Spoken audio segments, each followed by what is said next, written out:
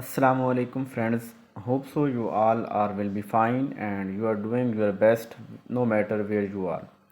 Today we are going to discuss our educational psychology quiz, and this quiz is consist of about 100 MCQs and 80 MCQs from complete educational psychology course and 20 MCQs from general knowledge. Let's start this quiz. Just give your email address and after this we start this. पहला सवाल है हमारा, if the children are doing any work in the presence of a teacher by talking among themselves और by using the material, then what type of learning is there. कि अगर कोई बच्चा जो है वो अपना काम कर रहा है टीचर की मौजूदगी में और वो बातें भी कर रहा है अपने दोस्त अहबाब से या टीचर से उस मटेरियल के रिलेटेड और सब मिलजुल के वो लर्न कर रहे हैं, तो ये लर्निंग कौन सी होगी? तो ये एक्टिविटी बेस्ड लर्निंग होगी। जब हम लर्न कर रहे होते हैं या कुछ करके लर्न कर रहे होते हैं, लर्निंग बाय डूइंग, तो वो एक्टिविटी बेस्ड लर्निंग होती है। आपको कोऑपरेटिव लर्निंग, कोलैबोरेटिव लर्निंग, ये दोनों तो एक्टिविटी बेस्ड लर्निंग के पार्ट हम कह सकते हैं। ये तो तब होता कि जब हम ये सोच रहे होते कि क्या वो टीचर्स की मौजूदगी के अंदर कोऑपरेट लर्निंग हो रही है आपस में मिलजुल के, या टीचर्स की डायरेक्शन के बगैर आपस में कुलीग मिलजुल के कर रहे हैं, तो फिर हम कोऑपरेटिव कोलैबोरेटिव में आते। तो इसका जो बेस्ट पॉसिबल आंसर है वो है activity based learning. Second question हमारा, what is the age of conventional period moral development theory. आपको पता है कि मोरल डेवलपमेंट थ्योरी जो दी थी वो कोहलबर्ग ने दी थी, और उस थ्योरी के अंदर वो तीन जो है वो उसकी हमें लेवल बताता है। कौन सा है? पहला प्री कन्वेंशनल लेवल, फिर कन्वेंशनल लेवल और फिर पोस्ट कन्वेंशनल लेवल।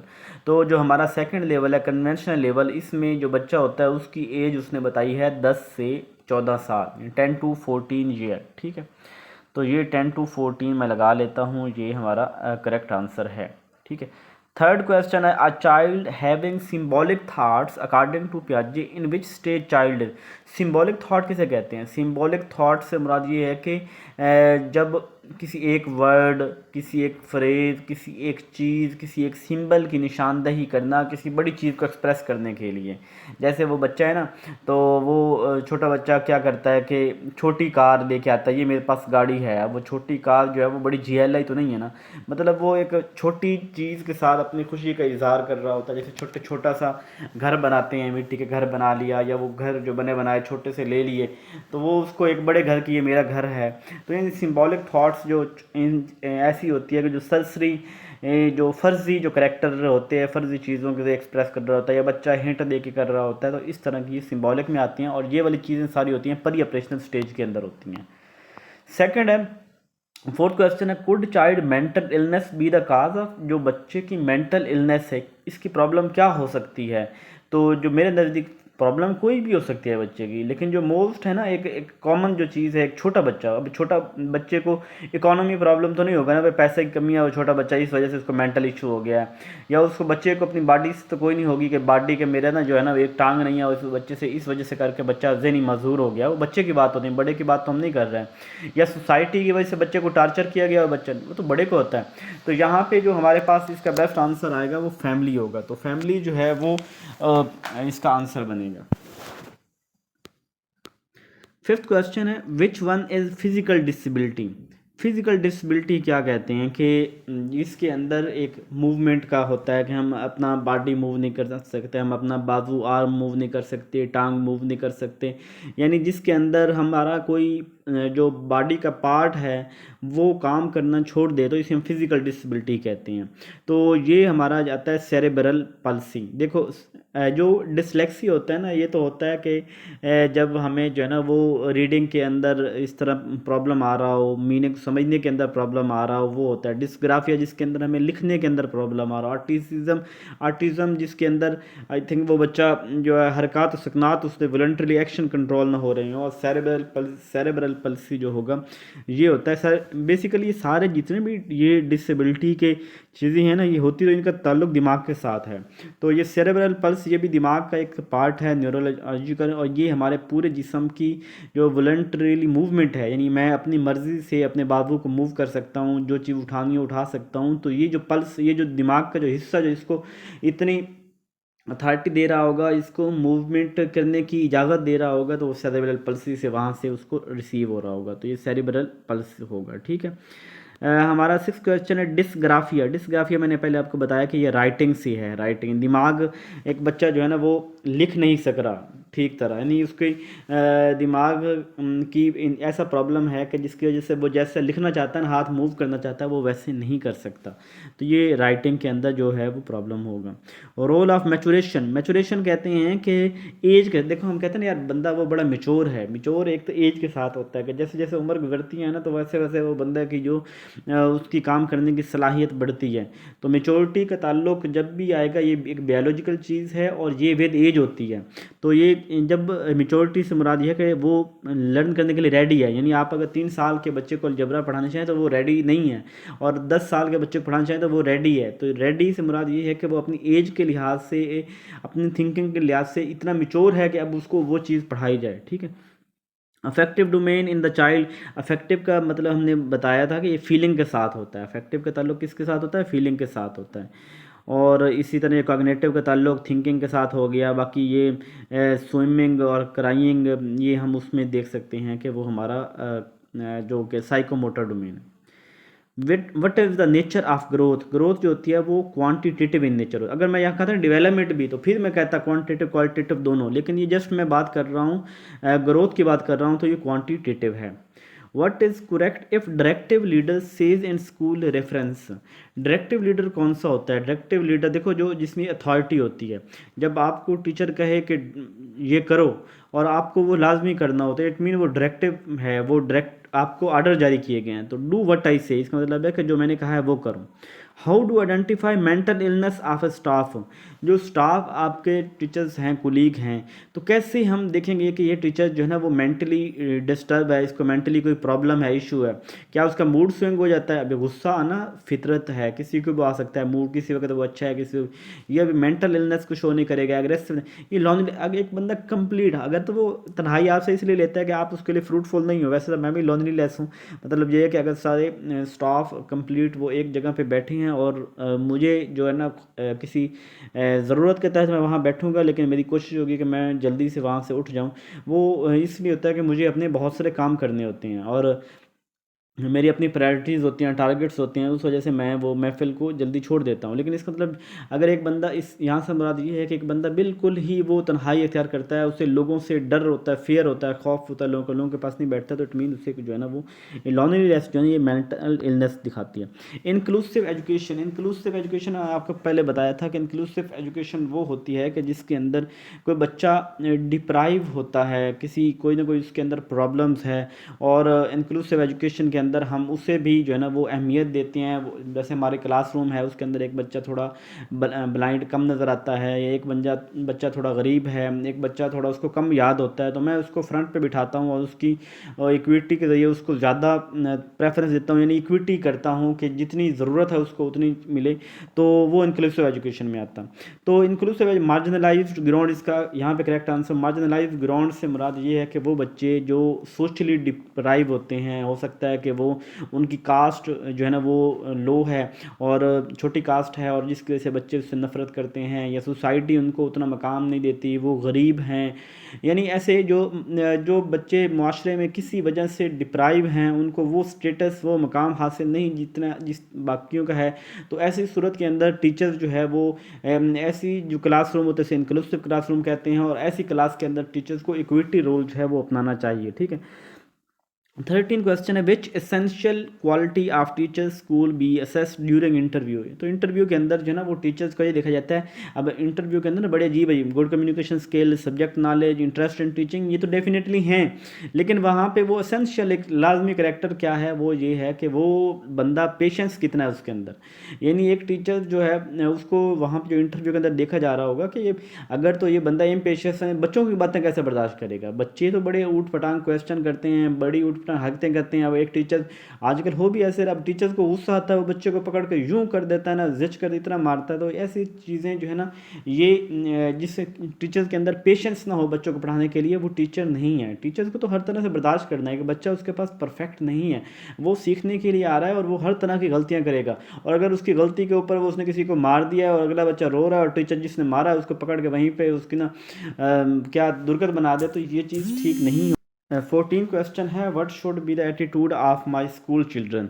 जो मेरे स्कूल के बच्चे हैं उनका, तो उनका जो है ना वो लिटरल थिंकिंग होनी चाहिए। अब लिटरल थिंकिंग क्या होती है कि ये होती है कि जब एक बच्चा जो है उसे आउट ऑफ द बॉक्स सोचना चाहिए। आज हमारे बच्चे जो है वो अनसक्सेसफुल भी इसी वजह से हैं कि वो चीज़ों को उसी तरीके से सोच रहे होते हैं जैसे वो नज़र आ रही होते हैं, बल्कि एक चीज़ को हर पहलू से देखना चाहिए, उसके मुख्तलिफ जो है ना एडवेंचर लेने चाहिए। तो ये लेटरल थिंकिंग जो है मॉडर्न टाइम के मुताबिक बच्चे को जो है ना वो सोचना चाहिए, आउट ऑफ द बॉक्स, एक नए तरीके से चीज़ों को नए जाविये से देखना चाहिए। ठीक है। ग्रोथ डिफाइंड, ग्रोथ जो है क्या है। अब ग्रोथ हमारे पास जो है रिवर्सिबल, क्वांटिटेटिव, इरिवर्सिबल। यहाँ पे जो ग्रोथ इरिवर्सिबल क्वांटिटेटिव होगा कि जो ग्रोथ होती है जो एक इसको बैक नहीं हो सकती। यानी एक बच्चा उसका हाइट 6 फीट हो गई है, तो अब ये नहीं कि वो जो है ना वो अब जब ये 2 साल बड़े और होंगे तो इसकी जो हाइट है वो 4 फुट हो जाएगी, 4 फीट हो जाएगी। तो ये इरिवर्सिबल क्वांटिटेटिव जो है वो ग्रोथ नहीं होती। 16 क्वेश्चन है, गिलिगान। कैरल गिलिगान ने critic that Lawrence Kohlberg theory of moral development. ये उसकी जो है ना वो थी, स्टूडेंट थी इसकी, जिसने क्रिटिक किया इस लॉरेंस कोहलबर्ग की थ्योरी के ऊपर। तो वो ये कहती है कि D value feminine morality data, कि ये जो है ना इसने कोहलबर्ग ने जो मोरल डेवलपमेंट है इसके अंदर जो फीमेल का करेक्टर है ना उसको इग्नोर किया है। इसने सारा जो मेल बच्चों के ऊपर जो इसने तजर्बा किया और फीमेल को इग्नोर किया, तो फीमेल को इग्नोर किया तो इट मीन उसने एथिक ऑफ केयर जो है, क्योंकि फीमेल के अंदर जो है ना वो केयर ज़्यादा होती है, वो ज़्यादा हसास होती है, तो उस चीज़ को इसने इग्नोर किया है।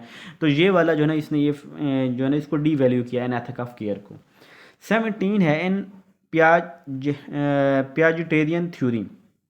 Piaget theory, in the process in which a child transforms and modifies her schema to make sense of new experience is called।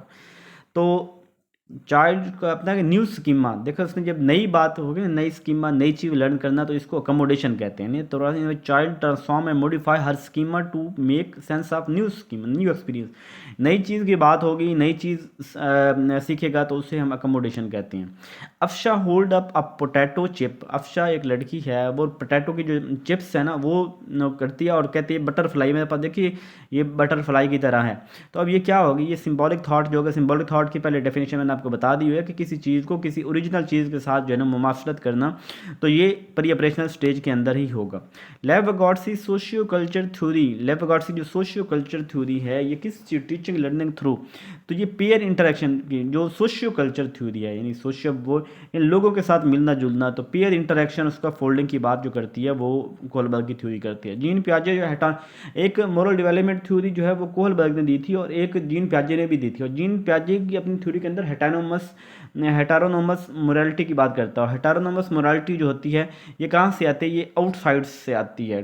ठीक है, जो आउटसाइड से मोरालिटी हमें, हमारे जो चीज़ें आउटसाइड हमें इन्फ्लुएंस कर रही होती हैं और हमारी मोरालिटी के ऊपर असरअंदाज हो रही होती हैं, वो हेटारोमोनस मोरालिटी कहते हैं।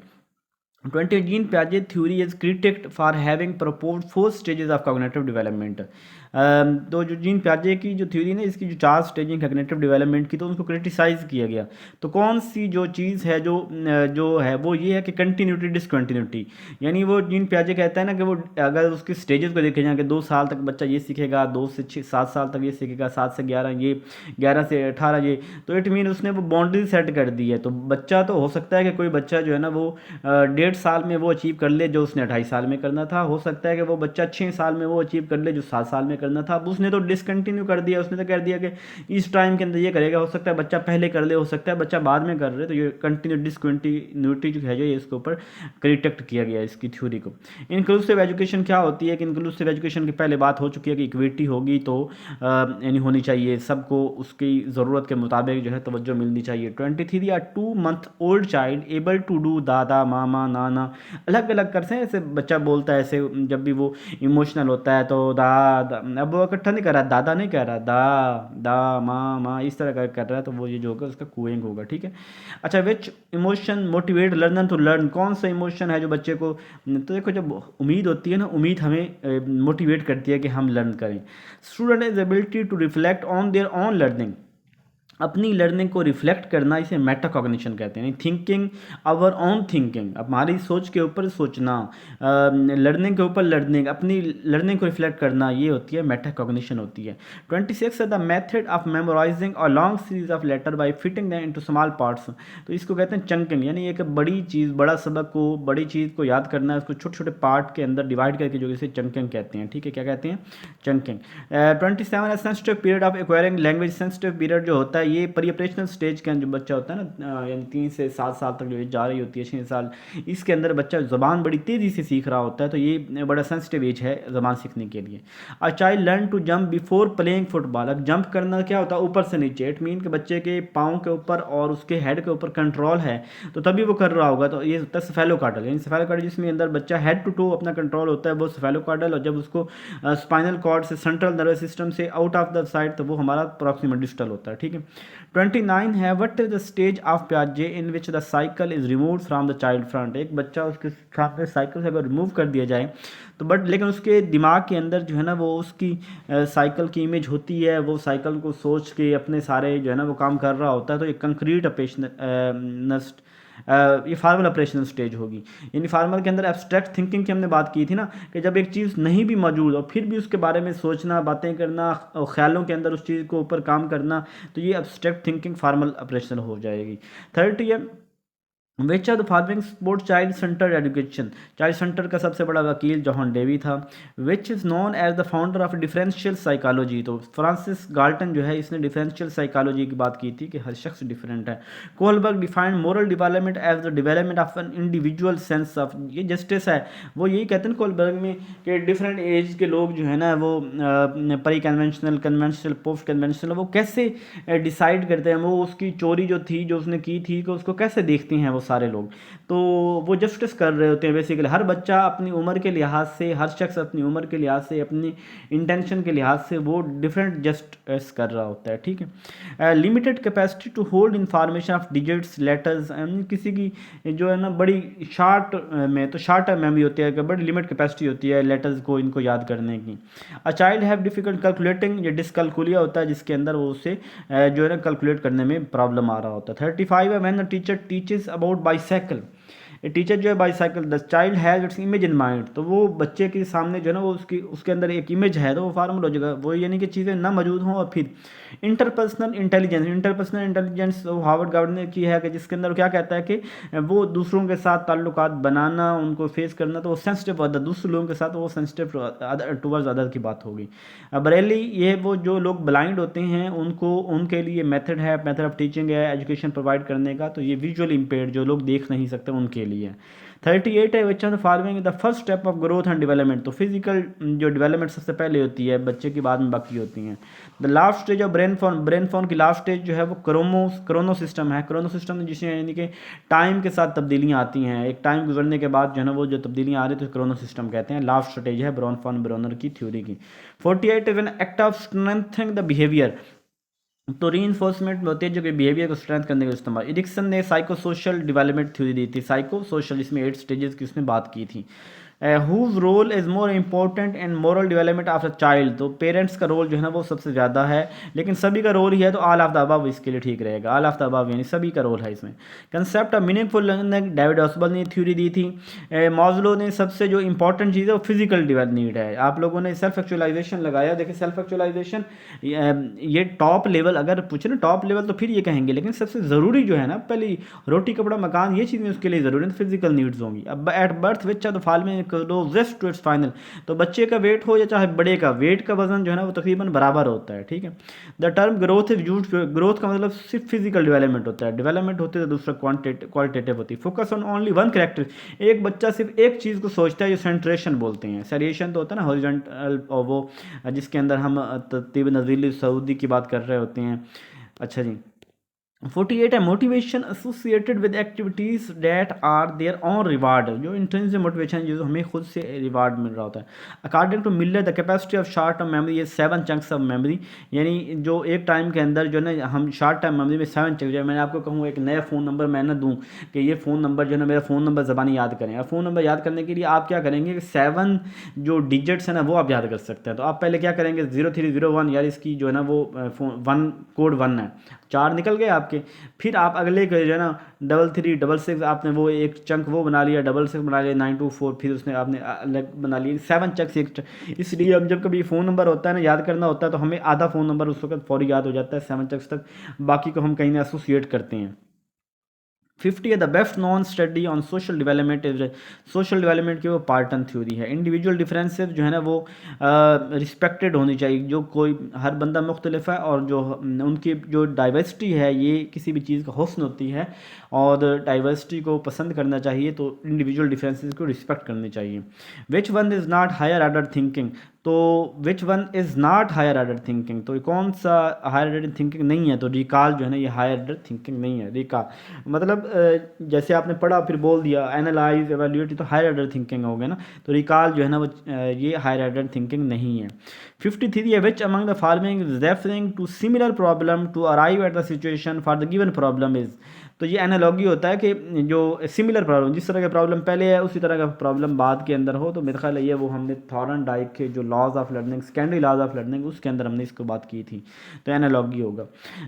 54 है what is the stage in which the child solve the problem only with tangible thing way, tangible कहते हैं कि जो चीज़ जो मौजूद है जिसको हम टच कर सकते हैं, तो कंक्रीट स्टेज के अंदर यानी बच्चा जो है ना वो एब्स्ट्रैक्ट थिंकिंग अभी तक डेवलप नहीं हुई होती, तो बच्चा प्रॉब्लम वो सॉल्व कर सकता है जो चीज़ें उसके सामने मौजूद होती हैं। कंक्रीट क्रिएटिव चाइल्ड इंडी, जो क्रिएटिव चाइल्ड होगा वो इम्पेशेंट होगा, वो कहते हैं नहीं बड़ा थ्राई, जितना ज़हीन होगा बच्चा उतना वो इम्पेशेंट होगा, उससे सुकून से नहीं बैठा जाएगा, वो छेड़ाछाड़ी करता रहेगा। जो कुंज़िन बच्चा होगा, जो मेंटली जो है ना वो रिटार्डेड होगा, जो बच्चा मेंटली स्ट्रांग नहीं होगा, वो बच्चा पीसफुल होगा, वो सुकून से बैठा रहेगा, उसके अंदर शैतानी आइडियाज़ ख्यालात नहीं आ रहे होंगे। लेकिन जो बच्चा जितना ज़हीन होगा, जितना मेंटली एक्टिव होगा, उतना वो बच्चा जो है ना चीज़ों को छेड़ेगा, चीज़ों को जो है ना वो ख़राब करने की कोशिश करेगा, उसको जो है ना दिमाग उसको टिकने नहीं देगा, वो फौरी तौर पे सोचेगा कि मैं तबाही फेर दूँ, तो ये इम्पेशेंट होते हैं।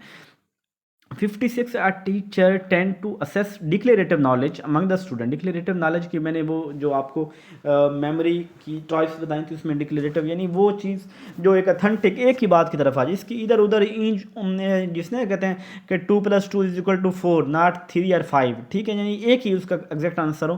तो कौन सी, how to bake a cake, अब केक को बनाना है तो मुख्तलिफ तरीके हो सकते हैं, कभी आप किसी तरीके से बना लो, कभी how to balance a bicycle on the rough place, अब ये भी किसी भी तरह से हो सकता है। What is the formula of hydrochloric acid, HCl जो फार्मूला है हाइड्रोक्लोरिक एसिड का, क्या ये दुनिया में जहाँ चले जाओ जिस तरह ये वही फार्मूला रहेगा, तो ये जो इसका ये आंसर करेक्ट होगा, ठीक है। उसके बाद अगला है जी लर्निंग प्लेटो, लर्निंग प्लेटो मैंने आपको थ्योरी पढ़ाई थी, लर्निंग प्लेटो में अरेस्टेड ग्रोथ इन लर्निंग, जहाँ पे लर्निंग रुक जाती है उसे लर्निंग प्लेटो कहते हैं, arrested growth in learning.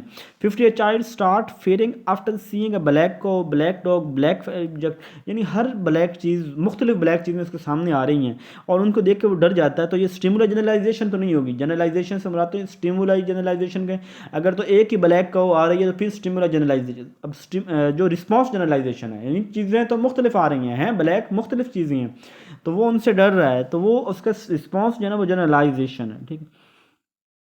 What is the most important for the training of right behaviour, तो राइट बिहेवियर की ये बच्चे को जो है ना प्रेजेंटेशन ऑफ बिहेवियर, यानी देखो हम कहते हैं ना बच्चे को कैसे, जैसा बच्चे को बनाना चाहते हो ना वैसा उसको बच्चे को, अब बच्चे को हज़ार नसीहतें कर लो लेकिन जो बच्चे के सामने आप कर रहे होंगे बच्चा वो करेगा, तो इसलिए बच्चे के सामने जो है ना अच्छा बिहेवियर प्रेजेंट करे अगर बच्चे को जिस तरह बनाना चाहते हैं आप। उसके बाद 60 है which of these is an example extrinsic motivation, extrinsic motivation which of the following is an example of extrinsic motivation, तो ये है कि I enjoyed completing my homework because it is so much fun, ये किसी हद तक ये भी हो सकता है I learn so much when I complete my homework because it, तो ये I do my homework because the teacher give me marks us marks for each assignment. तो ये एक्सट्रिंसिक मोटिवेशन के मुझे को टीचर रिवार्ड दे रहा है, इसलिए जो है ना मुझे जो है ना वो मैं होमवर्क करता हूँ। तो एक्सट्रिंसिक मोटिवेशन जो है वो असाइनमेंट इनको चीज़ मिल रही हो ना जो आउटसाइड से है, तो ये वाला होगा। अच्छा जी 61 है, as per Howard Gardner theory of multiple intelligence how would the intelligence of a person with the following characteristics is categorized. अच्छा, character ability to detect and respond appropriately to the moods temperament motivation and intents of others, यानी दूसरों की बात, वो बंदा दूसरों के साथ अच्छी तरह से उसको बिहेव करता है, बड़े तहम्मुल मिजाज के साथ से बातें करता है, अच्छा मूड रखता है, तो इंटरपर्सनल ये उसकी स्किल होगी। The concept of development task व प्रपोज्ड बाय, तो हैव गर्फ ने डेवलपमेंट टास्क की बात की थी। लार्ज सबसे ज़्यादा फ्रीडम जो होती है वो वाई के अंदर होती है कि नहीं, वो बंदे बड़ी मेहनत से खुद ही काम करते हैं, अच्छे लोग होते हैं।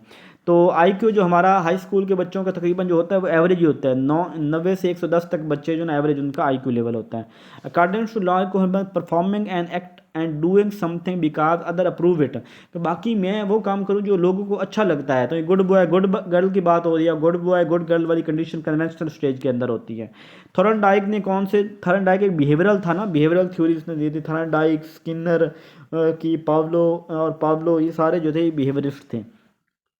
सेंट्रल नर्वस सिस्टम जो है ना वो स्पाइनल कार्ड और ब्रेन ये दोनों के ऊपर मुश्तमिल होता है। ईगो मैंने कहा ना एड ईगो होता है प्लेयर प्रिंसिपल, ईगो होती है रियलिटी प्रिंसिपल, और सुपर ईगो होती है मोरल प्रिंसिपल, तो ये रियलिटी प्रिंसिपल होगा। द टर्म ईरोज में ना जीने की तमन्ना, लाइफ इंस्टिंक्ट होता है। Human personality is the result of, ये हेरिडिटी और इन्वायरमेंट ये दोनों चीज़ें मिलती हैं और एक इंसान की जो है वो पर्सनैलिटी जो है वो बनती है। According to Lev Vygotsky which of the following factor does not influence learning, तो कौन सा ये, क्योंकि विगोट्स्की इसका फोल्डिंग ZPD-MQ ये सारी बातें वो करता है, स्टिमुलस और रिस्पॉन्स की बात तो वो तो नहीं करता। 72 अकॉर्डिंग टू जीन पियाजे which of the following are the 4 factor, तो ये 4 फैक्टर, एक तो ये मेचुरेशन की बात करता है, एक्टिविटी, इक्विलिब्रेशन, सोशल एक्सपीरियंस, सारी बातें जो है 4 फैक्टर्स की बात है, स्टेजेस नहीं बात की, फैक्टर्स की बात की है, तो ये वाले होते हैं।